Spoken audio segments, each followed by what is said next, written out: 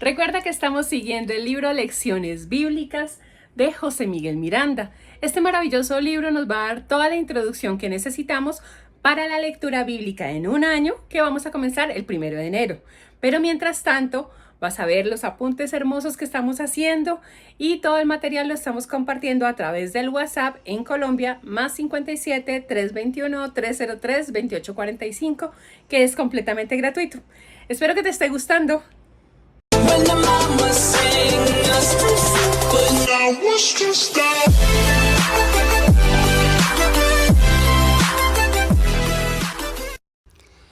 Hola, ¿cómo estás? Mi nombre es Consuelo, espero que estés muy bien, te mando muchas bendiciones en esta semana y el capítulo que vamos a hacer hoy es el lenguaje usado por los autores.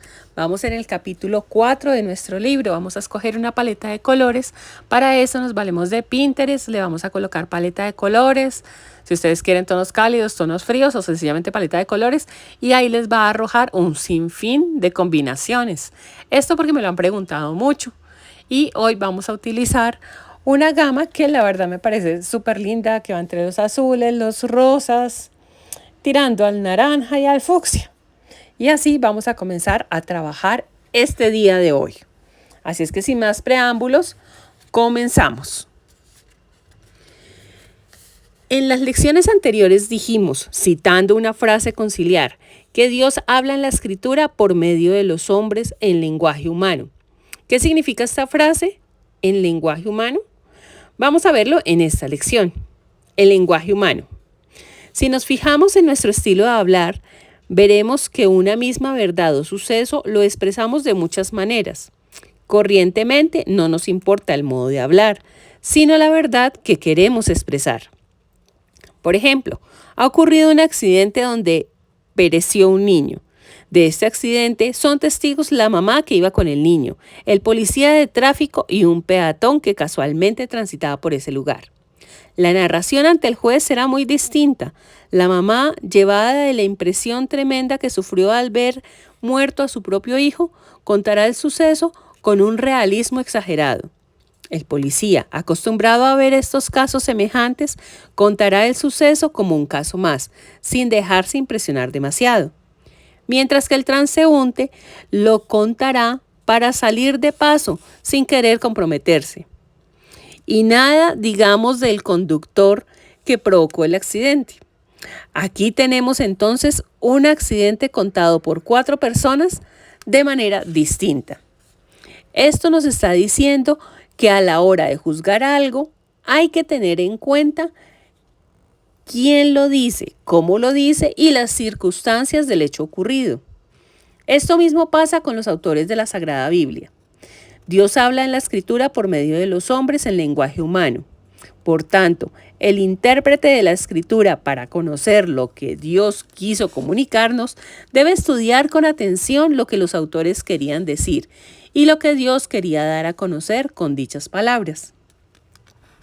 Para descubrir la intención del autor, hay que tener en cuenta, entre otras cosas, los géneros literarios o formas de expresión. Los géneros literarios o formas de expresión. Por géneros literarios entendemos, conforme a lo dicho, la manera o forma que los distintos autores emplean para relatar una verdad.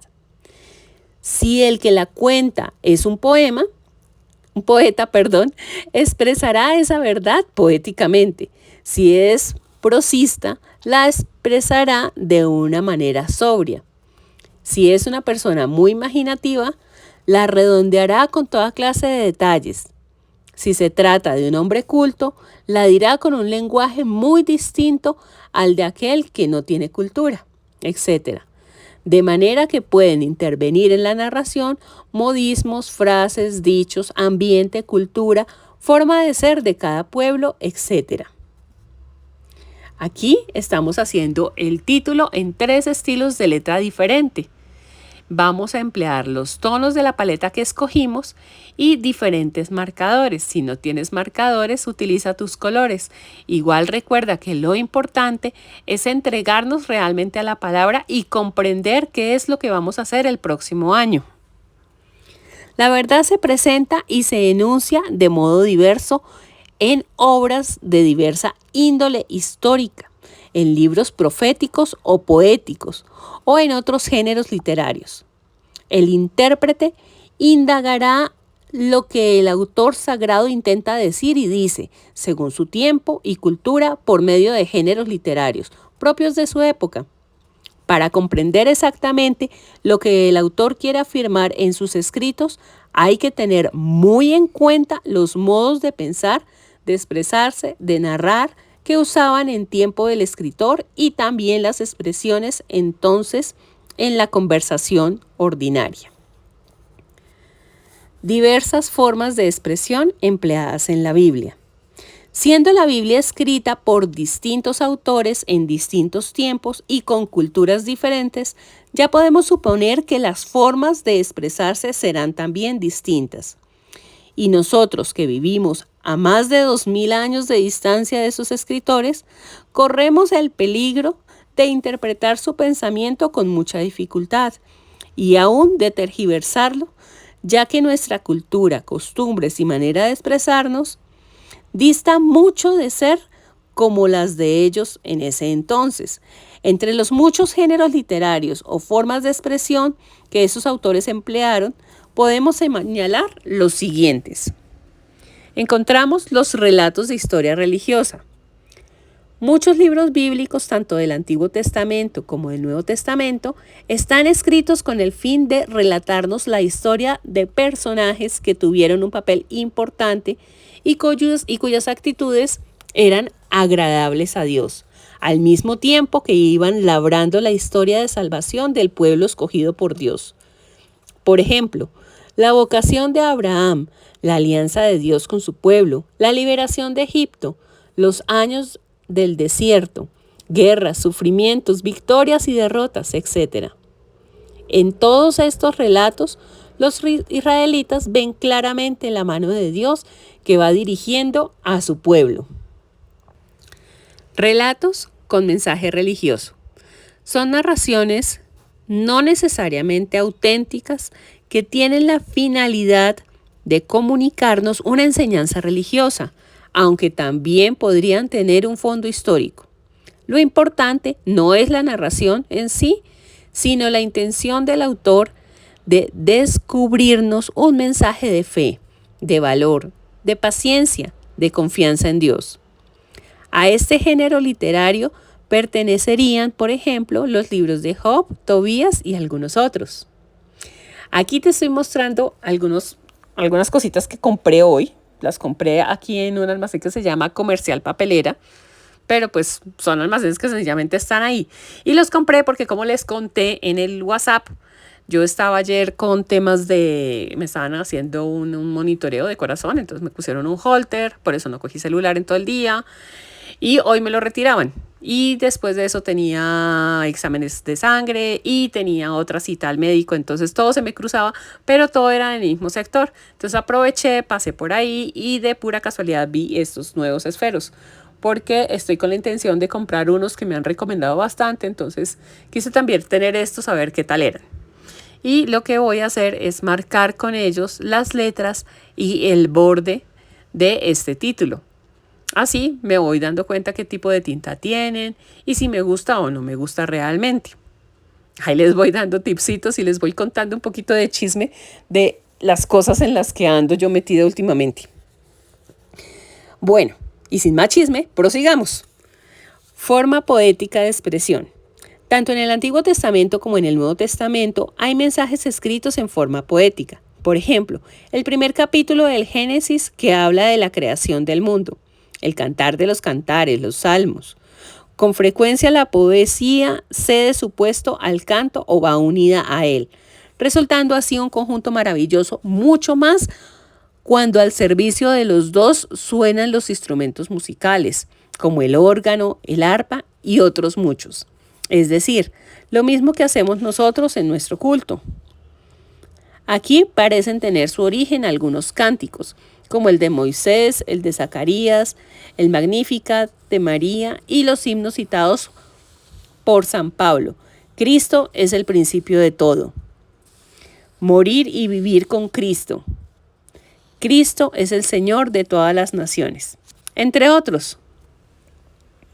Fíjate que aquí hay algo, por ejemplo, muy curioso, porque hoy en día se presta muchísimo a la confusión porque pues en teoría se está alabando a Dios con diferentes cosas, diferentes actos que a veces terminan convirtiendo las misas en algo que no es solemne ya, sino la pasan más al ridículo. Entonces debemos tener como en cuenta eso al momento de asistir a una misa y pensar que realmente es una ceremonia que nos está invitando a tener una comunión con Cristo. Porque pues para no irnos de parranda, pues para esa gracia nos vamos a una discoteca o qué sé yo cómo se llamen hoy en día. Pero pues mirar eso antes de pronto de caer en este tipo de cosas que de pronto nosotros pensamos que por alabar a Dios estamos haciendo bien y de pronto podemos estar cayendo en errores. Solamente basta con de pronto mirar lo que está pasando hoy en día en muchas iglesias, llámense como se llamen, de la religión que sean, no estoy hablando solamente de la católica, y nos podemos dar cuenta de los cambios que ha habido en cuanto a cómo se dice realmente la misa y lo que es realmente la misa y las labores que debería estar haciendo un sacerdote en ella. Aquí vamos a decorar un poquito esta plumita que voy a pegar. Esa la compré en Dollar City, son cosas que se compran súper económicas, pero si ustedes no la compran, pues sencillamente la pueden pintar, o sea, no hay nada diferente. Y el papel que estoy utilizando, como les he dicho en otras oportunidades, es una impresión de un fondo que me gustó descargado por Pinterest. Igual este tipo de papeles también se pueden comprar y más adelante les estaré mostrando algunos de los que tengo para poder decorar todos nuestros apuntes que quedan súper lindos. Mientras tanto, dame tu like y déjame tus comentarios para saber si estás haciendo este curso súper juicioso. Y de esa forma, pues yo me animo y sigo subiendo contenido. Igual a mí me encanta hacer esto. Ustedes saben que me fascina, es algo que me llena muchísimo, me da mucha paz y sí, así es que seguiré en ello. Forma de expresión apocalíptica. Apocalíptica viene de apocalipsis, palabra griega que significa revelación. Esta forma de escribir estuvo en un tiempo de moda entre los profetas, descollando entre todos Ezequiel y Daniel en el Antiguo Testamento y en el Nuevo Testamento, el último libro bíblico que lleva precisamente ese título, Apocalipsis. Basta adentrarnos en esos escritos para que nos demos cuenta enseguida que abundan las figuras, signos, revelaciones, símbolos, animales, cuerpos raros, etc., que cuesta entender, pero que llevan algún mensaje oculto. Muchas veces estas expresiones apocalípticas van dirigidas contra personajes del tiempo que se perseguían a las primitivas comunidades cristianas. Tal parece que ocurre, por ejemplo, en el Apocalipsis, donde el autor arremete, según los estudios, contra el emperador y la nación romana que mataba y perseguía a los cristianos.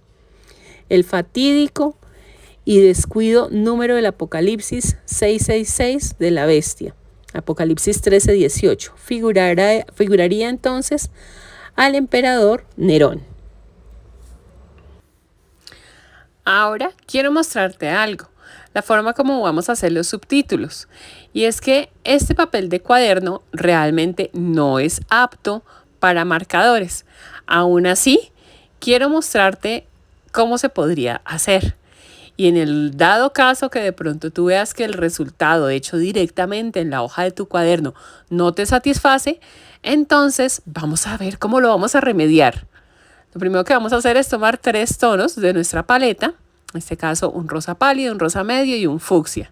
Y vamos a comenzar a pintar del más claro al más oscuro, de esta forma.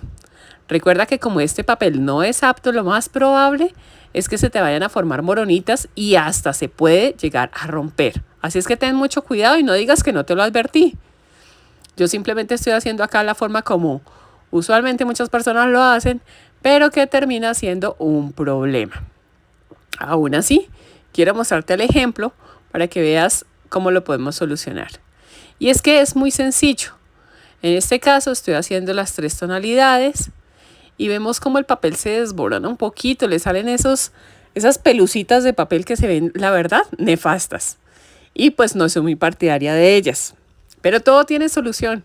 Aquí, si vamos a hacerlo directamente en el cuaderno y nos gusta el resultado, dejamos secar y vamos a tomar una pluma de gel blanca, un esfero de gel blanco y vamos a escribir el título. Después de que lo escribamos, miramos a ver qué tal el resultado. Pero como les digo, a mí en este caso no me gusta, es un desastre. A mí me gusta que el degradado realmente quede degradado y no se vean esos manchones de tono entre un color y otro. Entonces lo que hago es tomar papel adhesivo de brillante, porque es que hay dos, el mate y el brillante. Tomamos papel adhesivo brillante y con marcadores base agua vamos a hacer los 3 tonos colocando el más claro al más oscuro y terminando con el tono más claro, repasando todos los tonos por encima. De esta forma nos va a quedar súper parejo el color y vamos a dejar secar y después de que seque vamos a colocar el subtítulo, en negro, como lo estamos viendo en pantalla. Espero que esta forma les guste. Prosigamos. Formas de expresión profética. Los profetas emplean en sus escritos una expresión muy singular.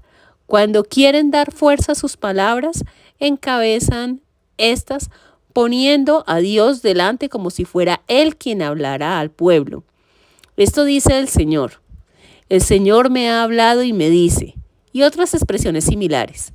Así, el llamado a la conversión y a la fe les infundía a los israelitas mucho respeto, no exento de temor, y hacían más caso a los profetas que eran considerados como la voz del Señor. Parábolas. Esta es otra forma de hablar y comunicar mensajes en la Biblia. Se llama parábola a una comparación desarrollada a través de un relato ficticio expresado con un fin pedagógico. En el Antiguo Testamento existen parábolas en Isaías como la de la viña 5.1, en Ezequiel 1.26, en Amós 4.1, etc.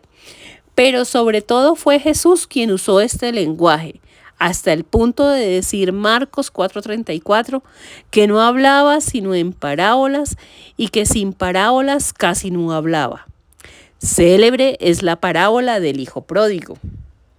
Y es que hoy en día, hablando de hijos pródigos, uno ve que la Agenda 2030, tan nombrada y que la verdad muchos nos creemos ajenos a ella, nos damos cuenta que lo que quieren es acabar con la figura de los padres, que los padres no tengan ni voz ni voto con sus hijos. Entonces, ¿para qué tener hijos si finalmente es el Estado quien decide qué hacer o qué no hacer con ellos?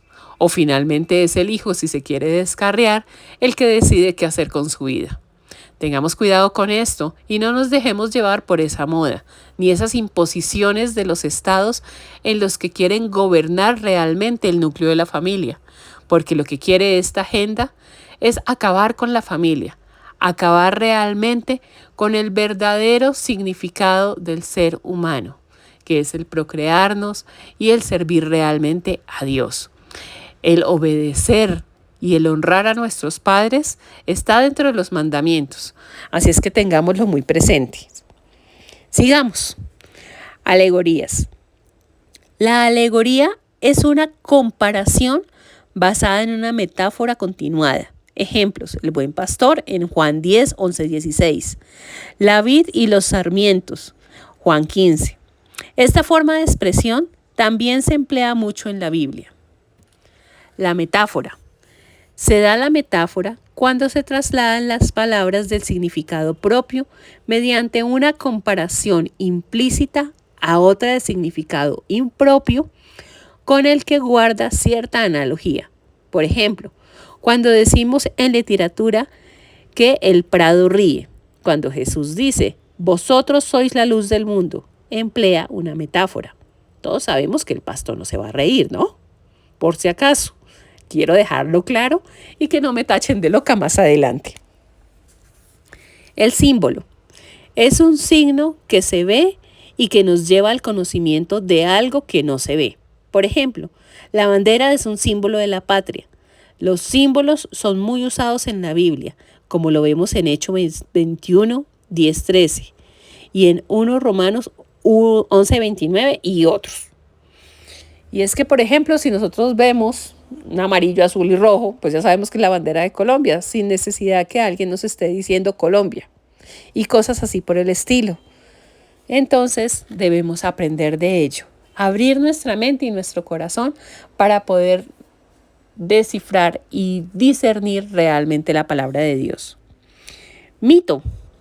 Mito o fábula es una narración ficticia, totalmente inverosímil, cuya intención es dar un mensaje.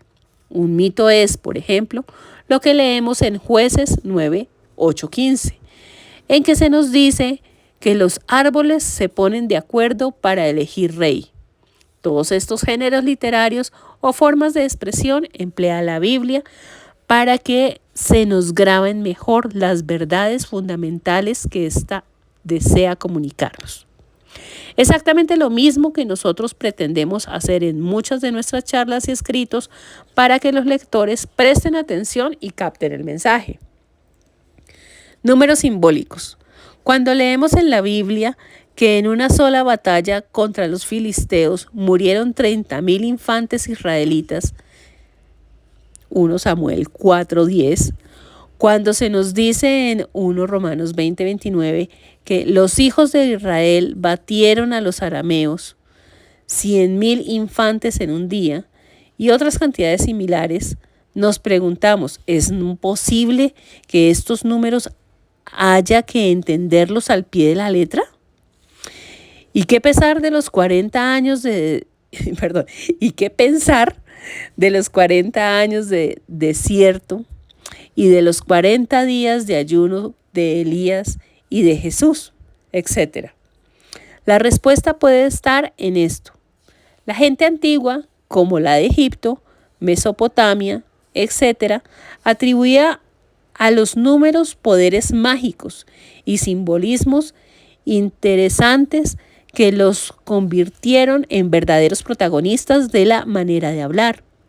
Los israelitas estaban también contagiados de esas interpretaciones y les daban a los números ciertos significados. De manera que no podemos entender los números bíblicos tal como los entendemos hoy, ya que nuestros números no encierran particulares simbolismos. Así, por ejemplo, para los israelitas el número 2 significaba equilibrio. El número 3, perfección, Ome Trinum Perfectum, decían los antiguos. 4 toma la idea de los 4 puntos cardinales. El 5 encuentra su significado en los dedos de la mano. Para los pitagóricos era un signo de unión, lo llamaban nupcial. El 7 es muy usual en la Biblia. Caín será vengado 7 veces. Pedro quiere perdonar 7 veces, pero a Cristo no le basta este número, sino 70 veces 7. Jesús expulsa de la Magdalena 7 demonios, etc. El 10 tiene el sentido de lo acabado, del retorno a la unidad, así 10 veces, etc. Así 10 son los mandamientos, 10 las plagas de Egipto. Job fue insultado 10 veces. En fin, el 40 designa a los años de una generación, tiempo largo cuya duración exacta se desconoce. De ahí los 40 años de permanencia en el desierto de Moisés, los 40 días de ayuno de Elías, etc. El número 1000 significa una cantidad muy grande. Dios hace misericordia hasta en 1000 generaciones. Esto nos lo dice Éxodo 26. Para Dios 1000 años son como un día. Salmos 94. Un ejemplo en Apocalipsis 7:4 se habla de 144,000 salvados. Este número se descompone así: 12x, 12x, 1000. El primer 12 significa vocación, una serie perfecta. El segundo, 12 tribus de Israel. Y el 1000, una gran multitud de elegidos del Señor. Entonces 144.000 quiere decir una multitud innumerable. Y así damos por terminado este capítulo. Recuerda que si tienes el libro, hay un cuestionario práctico de repaso de cada lección. Me gustaría muchísimo que ustedes realmente consiguieran este libro. No me lo están patrocinando, no me van a dar comisión porque ustedes lo compren, etcétera, etcétera. Pero sí sería bonito que ustedes puedan tenerlo y puedan seguir cada una de las lecciones para que ustedes también tomen los apuntes así como mejor les parezca y como más les guste. Aquí vemos que pues este apunte y todos los otros que hemos hecho han sido de la forma más sencilla posible, que sean súper claros, que tengan las ideas más concretas y que podamos trabajarlos cada capítulo una hoja a la vez. Igual si se nos van más o menos, no importa. O sea, lo importante realmente es que entendamos el texto y que nos quede algo importante. Para terminar, yo sencillamente coloqué una frase que pues se me vino sencillamente porque la palabra de Dios no está hecha al pie de la letra ni para que la entendamos al pie de la letra, sino hay que abrir el corazón al Espíritu Santo para que Él nos diga realmente qué es lo que nos quiere dar a entender, qué es lo que nos quiere decir con cada palabra que nosotros leemos. Aún en este libro es que podamos abrir nuestro corazón y nuestra mente para poder comprender el camino que nos lleva la lectura de la Biblia. Así es que si me das un like, vas a entender muchísimo mejor todo. No, mentiras, eso fue un mal chiste. Pero igual tu like sí me encantaría muchísimo, ya que me ayuda un montón en mi canal. Y así, pues estos videos van a ser mucho más visibles y realmente YouTube no me va a terminar en el olvido porque a mí a cada rato me escriben diciéndome qué es lo que está en tendencia y pues obviamente yo en tendencia poco y nada, ¿no? Porque pues mis temas son más de cosas muy tiernas, muy, ¿cómo decirlo?, muy arraigadas a la tradición, a las buenas costumbres y demás, y pues no es exactamente lo que está de moda hoy en día y lo que perseveran las redes. Pero aún así, a mí me encanta hacer esto y espero de todo corazón que ustedes estén siguiendo cada uno de los videos. Con esto damos por terminado el apunte del día de hoy del capítulo 4. Espero que les haya súper mega encantado, como a mí también me súper mega encantó, que hayan aprendido a hacer esta forma de hacer los subtítulos, que es muy sencilla. Recuerden, papel adhesivo del brillante y marcadores base agua en 3 tonos diferentes y pueden hacer el degradado, les va a quedar divino. Nos vemos en un próximo video. Déjenme sus comentarios y si quieren algo más también me lo dejan saber aquí en la cajita de comentarios. Muchas gracias por verme y bendiciones para todos.